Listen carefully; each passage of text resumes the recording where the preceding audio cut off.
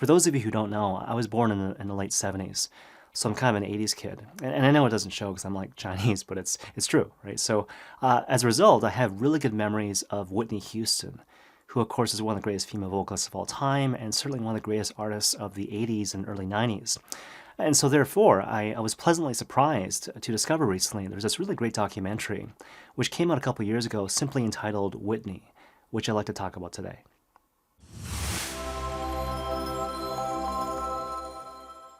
So as you might expect, the movie basically covers the rise and fall of Whitney Houston, both personally and professionally. But I'd actually like to focus on one particular part of the movie, which shows up early on, which basically documents her singing of the Star Spangled Banner at the 1991 Super Bowl. So as you might recall, when Whitney Houston sang the Star Spangled Banner at the Super Bowl in Tampa Bay, the United States was about 10 days into the Persian Gulf War with the country of Iraq, as a result of which tensions were high, and there was this palatable need and desire, certainly, for a rallying point for the country. And in retrospect, when Whitney Houston sang the national anthem during that particular event, it provided precisely that opportunity. And so as a bit of background, Whitney Houston's music director at the time, this guy named Ricky Minor, contacted Whitney a couple months before the Super Bowl and asked her what kind of feel she was looking for when she kind of envisioned herself singing the national anthem at that particular event. And she cited this example of Marvin Gaye singing the national anthem at the 1983 NBA All-Star Game. So as you probably know, Marvin Gaye is one of the great purveyors of soul music and rhythm and blues in the United States.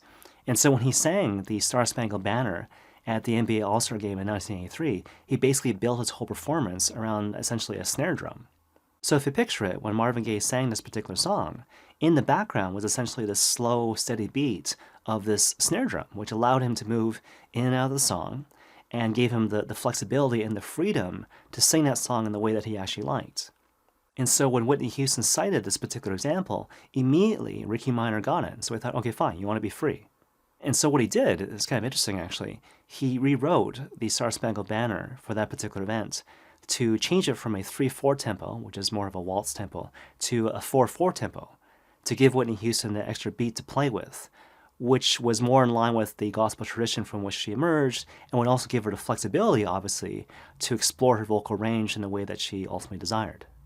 Now, when you look at it today, a little change like that might not seem like a really big deal, but apparently at the time it was huge. So apparently when the music director played his version of the Star Spangled Banner for the orchestra that was scheduled to perform at the Super Bowl, they were just completely scandalized. And so they thought it was dissonant, they thought it sounded even sacrilegious, and so he was kind of worried. So he contacted Whitney Houston to kind of see what she thought of it. But what's funny is that she didn't get back to him for months. And so when she finally arrived in Tampa Bay, about a week before the Super Bowl, and he asked her, like, have you listened to it yet? She apparently said something like, well, no, baby, but just play it and it'll be fine. So when he played it, she apparently just kind of sat there, relaxed, taking the music in with her eyes closed. And at the end, she was like, okay, I got it. And then apparently the first time she ever sang to that particular arrangement of the Star Spangled Banner was at the actual Super Bowl, in front of millions and millions of people. And as you probably know, to this day, that particular version of the Star Spangled Banner sung by Whitney Houston at the 1991 Super Bowl in Tampa Bay is generally considered to be one of the best versions of the national anthem ever sung. So much so that it actually became a single later on that sold millions of copies worldwide. And on top of that, it's kind of interesting, when people are asked even now, what's your favorite Whitney Houston song? A lot of times people will cite her singing of the Star Spangled Banner at the 1991 Super Bowl. Anyways, one of the great parts of this documentary is how it really breaks down what Whitney Houston's version of the Star Spangled Banner meant to the country and to the Black community in particular. And so, for example, in the context of the film, one person being interviewed said that Black people have often had a somewhat precarious relationship to the Star Spangled Banner because it's basically a song about war. And his whole point was that because the weapons of the state have often been used against the Black community, as well as the enemies of the country, again, Black people have often had a precarious relationship with this song, which is essentially about war. But you see, what's interesting, and this comes through in the documentary as well, when Whitney Houston sang her version of the Star Spangled Banner, she somehow managed to highlight the value of freedom, which of course is one of the preeminent values when it comes to the Black community. And for the country in general, her whole performance basically embodied the value of patriotism. Case in point, there's this really great moment in the documentary where Kenneth Babyface Edmonds, this really famous music producer, uses this really great analogy when describing Whitney Houston's performance. And so what he basically said was that if a non-Christian walks into a church and hears the right choir, he or she might turn to Jesus. And then he went on to say that in the same way, if anyone had the opportunity and the blessing to hear Whitney Houston's performance at the Super Bowl, that person couldn't help but feel proud to be an American. And I have to admit that for myself personally, I could totally relate to that. And so it's kind of funny that when I listen to Whitney Houston's version of the Star Spangled Banner even now, I still have these moments where I feel really proud to be an American, until all of a sudden I kind of catch myself and realize, well, gosh, I'm actually Canadian. Anyways, the reason I bring all this stuff up is to basically talk about the classical notion of beauty. And so as you probably know, the more contemporary or modern notion of beauty is that beauty is entirely subjective. And so you've heard that expression, beauty is in the eye of the beholder, for example. But you see, in contrast, the more classical notion of beauty is that beauty is actually objective as opposed to subjective. And one of the greatest proponents of this particular perspective is the great Catholic theologian Hans Urs von Balthasar, who says that beauty, real beauty, like objective beauty, exists at the convergence of basically three things: integrity, harmony, and radiance. And so again, integrity, harmony, and radiance. And so to kind of run through these things one at a time, the basic idea of integrity is that everything that's supposed to be there is there. So nothing added, nothing taken away. Harmony is basically the notion of proportionality. So the whole idea is that everything kind of hangs together in the appropriate way. And then finally, there's a notion of radiance.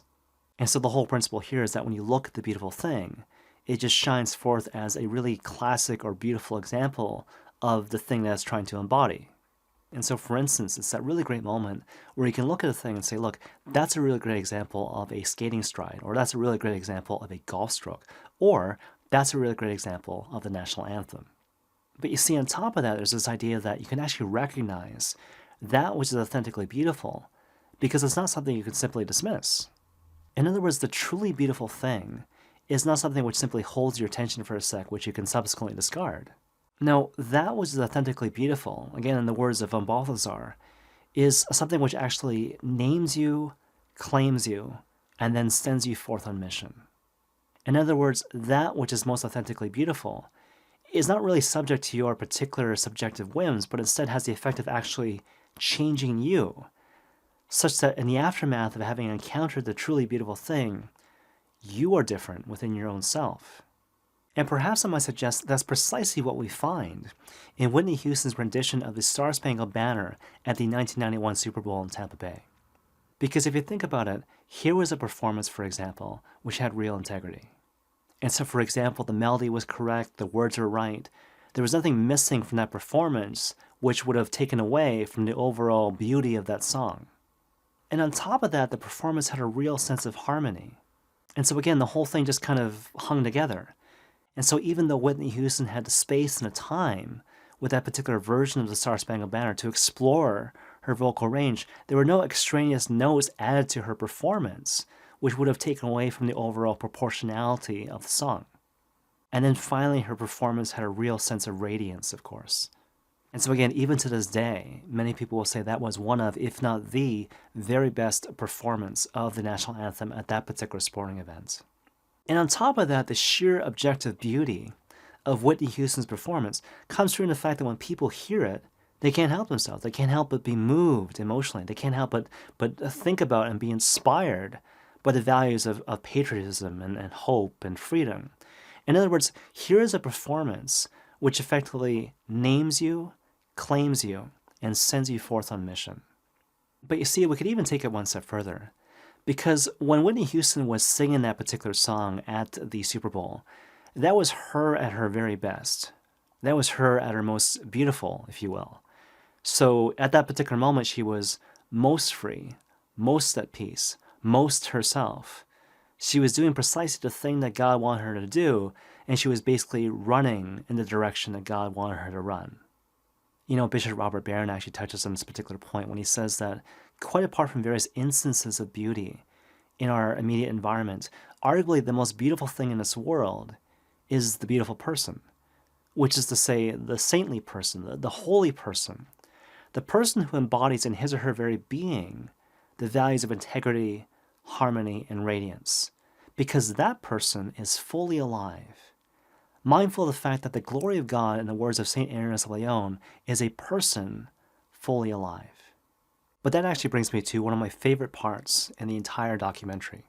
And so as you probably know, Whitney Houston, especially near the end of her life, really struggled with substance abuse, like drugs and alcohol and whatnot. So much so that when her demons became public, if you will, one Baptist minister in the States convened this prayer service in the middle of the week and invited people to come and actually pray for Whitney Houston. And so the minister was basically expecting like a dozen people or so, but instead, 2,000 people showed up. 2,000 people showed up on a weeknight to pray for Whitney Houston. And in the aftermath of that particular event, the minister made this really interesting comment where he basically said, when one Whitney Houston emerges, Black America clings to that star because it's about much more than music. And for myself personally, when I heard that particular line, I couldn't help but think about the words of John Paul II, who once said basically that the world is tired of hearing us talk. The world is tired of hearing us talk. What the world wants, what the world demands, are witnesses.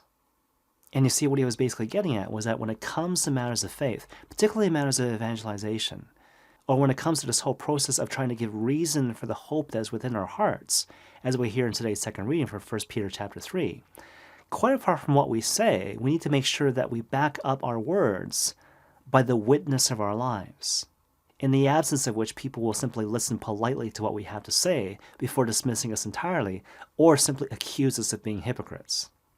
But you see, hold that thought for a moment and go back to this comment by the Baptist minister. Again, this observation that he had that his community knew instinctually to come together to support Whitney Houston, to pray for Whitney Houston. Because I think what he was ultimately getting at here was that his people came to recognize correctly that Whitney Houston at her best was a real witness, both for his community and also for the country in general. Because you see, in that moment, when she was singing the national anthem, she was completely free.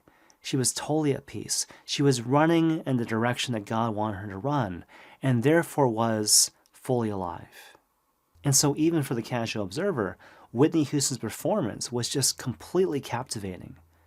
It was a striking example of sheer objective beauty, a beauty which again effectively names you, claims you, and sends you forth on mission. You see, the thing I want to impress upon you now is that quite apart from one's ability to sing like Whitney Houston or perform like Whitney Houston, this thing we're talking about today, again, this sheer objective beauty which has the real capacity to transform the lives of other people, this is something which is actually accessible to everybody. In other words, when you make a firm resolution to make your life about one thing as opposed to many things, when you allow yourself to be completely caught up with the things of God, like what he wants you to do and who he wants you to be. And on top of that, when you make up your mind truly to run in the direction that God wants you to run, you not only become fully alive, which of course God calls each one of us to be, you also develop the real capacity to inspire other people, to change other people through the witness of your life, a life which is holy, a life which is beautiful, a life of real integrity, harmony, and radiance. And may God bless you all.